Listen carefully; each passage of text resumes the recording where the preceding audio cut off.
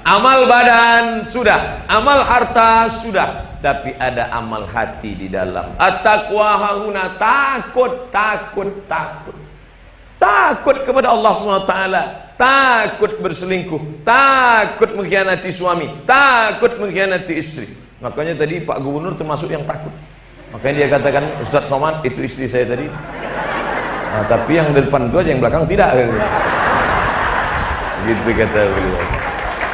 Betapa senangnya hati istri ketika suami menelpon dari Jakarta. Adinda, ya Kanda, abang sudah sampai di Jakarta, acara luar kota. Di mana tinggal? Di Hotel Syariah. Alhamdulillah. Di Hotel Syariah sekarang. Alhamdulillah. Habis nelpon dia pun keluar.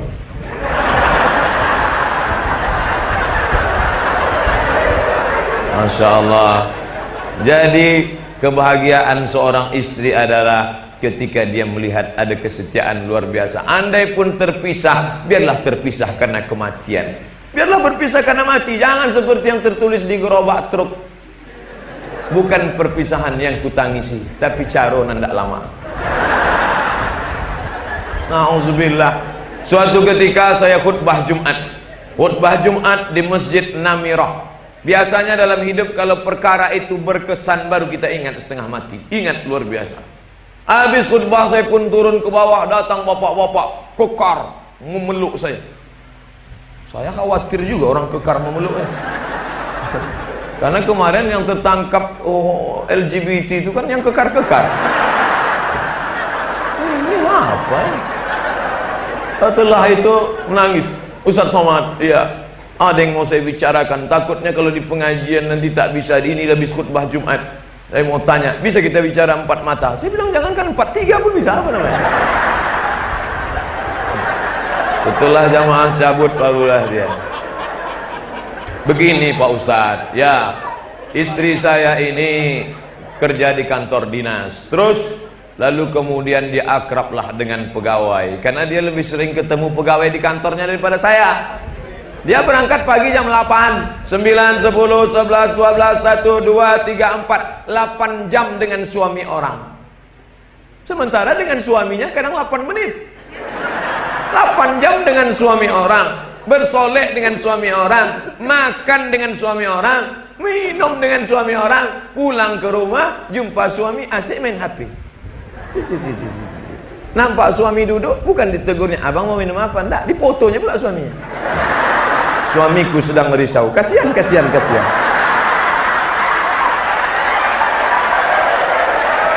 Akhirnya Pak Ustadz, ini malu aku menceritakannya Pak Ustadz. Lanjutkan. Apa ceritanya? Rupanya Pak Ustadz yang selama ini saya antar dia ke airport jalan sama ini, pernah kami jalan sama ini, rupanya dia sudah berselingkuh sama itu 2 tahun lamanya Pak Ustadz. Saya bilang stop, jangan kau lanjutkan, aku tak sayang mana.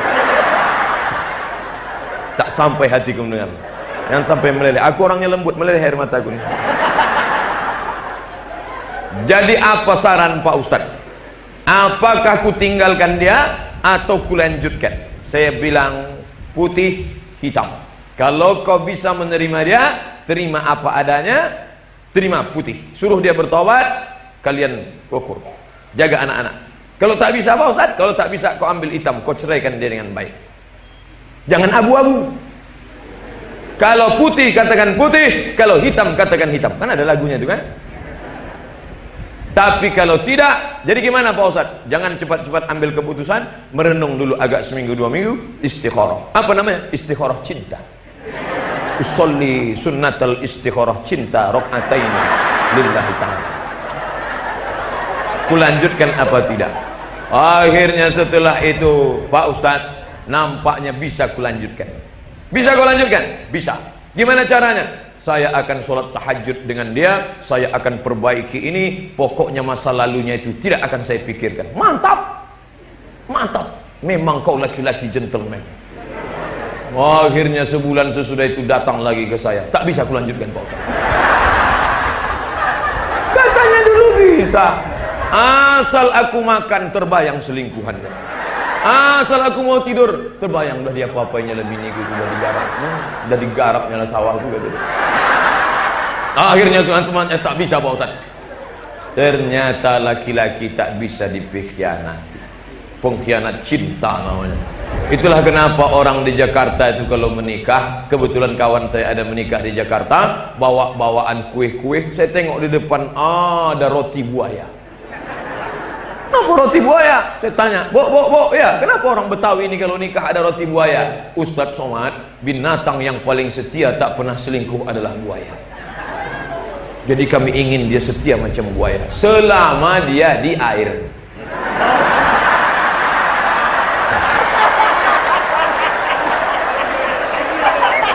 Asal sudah dia naik ke darat, maka muncul istilah buaya darat. Maka jangan sampai buayanya naik ke darat, apalagi kalau sampai naik ke kantor gubernur, bahaya. Apa yang dimuliakan Allah, jagalah hati. Maka betul kata A'agim, jagalah hati, jangan kau nodai. Kalau kayu patah bisa disambung, kalau kaca retak bisa direkat, tapi kalau kuda hati rusak, kemana obat akan dicari? Tak bisa. Mungkin memaafkan kesalahannya bisa, tapi setiap melihat wajahnya terbayang lagi di masa lalu.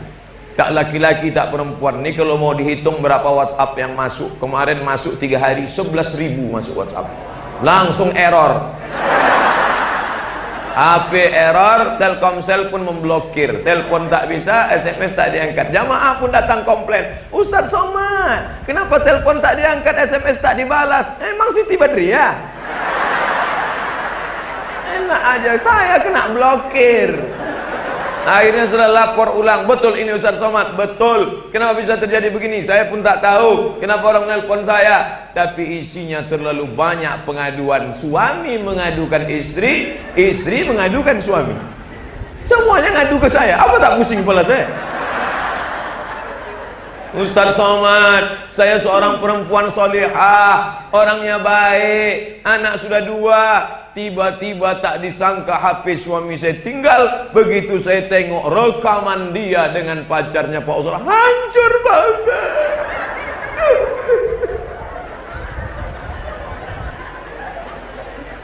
Tak bisa dikatakan Pak Ustadz. Saya katakan ini macam api dalam sekam.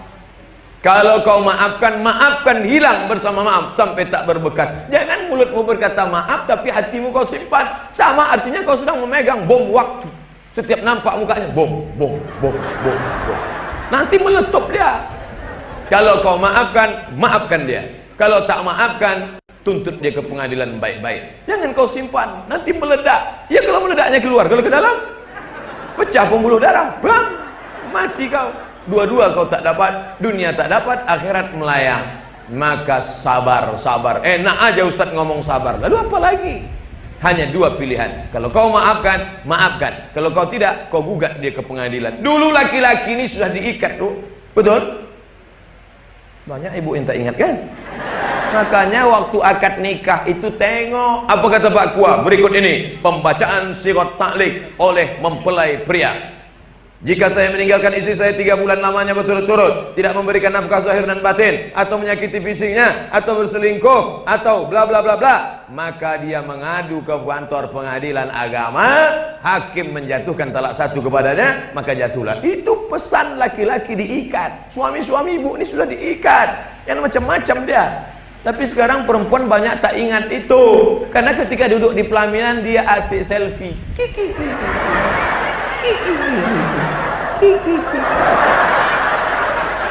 Tapi jangan asik selfie saja. Berselfie jangan begini. Karena ketika begini, cap jempol kita direkam orang, apalagi HP-nya tajam macam HP saya ini. Ya, direkam, dicurinya cap jempol, dipakainya nanti. Sekarang HP pakai cap jempol. Kenapa HP? Dicuri orang. Begitu juga dengan ini. Sekarang kita kalau mau masuk Saudi Arabia kan begini. Nah, ini pun bisa dicuri orang. Makanya Pak Gubernur saya tengok berapa kali foto gini. Karena kalau begini tidak bisa dicuri orang. Mana bisa dia curi? Tapi ada makna lain. Beliau foto begini, rupanya 1 untuk selamanya. Ya Allah. 1 untuk selamanya Pak Ustaz. Nanti bapak foto juga gitu. Allahu Akbar. Pas pulang istrinya nanya, "Bang, apa artinya?" Kau yang pertama dan terakhir. Masya Allah. pas di depan dia. Pas tak ada dia lain lah cerita ya kan. Cerita laut tak boleh bawa ke darat.